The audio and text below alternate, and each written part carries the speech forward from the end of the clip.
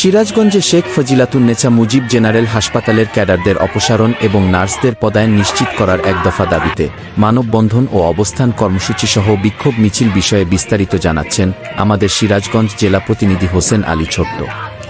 Nursing পেশা ও নার্সদের নিয়ে কটূক্তি করায় মহাপরিচালক মাকসুরা নূর সহ নার্সিং ও মিডওয়াইফারি অধিদপ্তর এবং বাংলাদেশ নার্সিং ও মিডওয়াইফারি কাউন্সিলের সকল নন নার্সিং প্রশাসন ক্যাডারদের অপসারণ এবং নার্সদের পদায়ন নিশ্চিত করার এক দফা দাবিতে মানববন্ধন ও অবস্থান কর্মসূচিসহ বিক্ষোভ মিছিল অনুষ্ঠিত হয়েছে।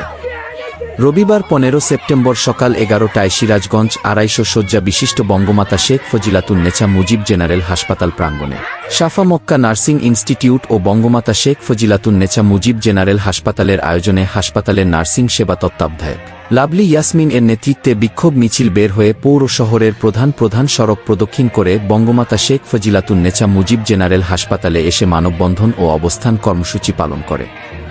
মানববন্ধন ও অবস্থান কর্মসূচিতে এ সময় উপস্থিত থেকে বক্তব্য রাখেন সিরাজগঞ্জ নার্সিং ইনস্টিটিউটের principal Rehana Akter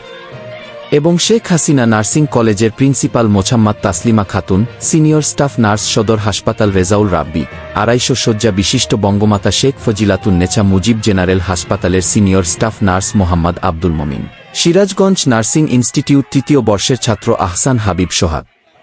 শাফা Mecca nursing institute তৃতীয় বর্ষের ছাত্র মোহাম্মদ সোলাইমান, দ্বিতীয় বর্ষের মোহাম্মদ মামুনুর রশিদ, প্রথম বর্ষের ছাত্র মোহাম্মদ আতিকুল ইসলাম, শাহেরা আমিন নার্সিং ইনস্টিটিউট তৃতীয় বর্ষের ছাত্র মোহাম্মদ বেলাল হোসেন, প্রথম বর্ষের ছাত্র আকাশ মাহমুদ, নার্সিং ইনস্টিটিউটে মিডওয়াইফারি তৃতীয় বর্ষের ছাত্রী সোহেলি আক্তার।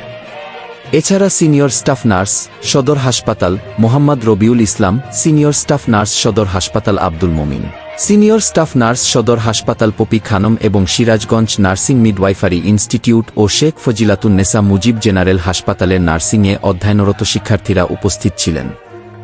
মানববন্ধনে বক্তারা বলেন 9 সেপ্টেম্বর 2024 তারিখে নার্সিং ও মিডওয়াইফারি অধিদপ্তরের মহাপরিচালক মাকসুরা নূর নার্স পেশাকে ছোট করে দেখান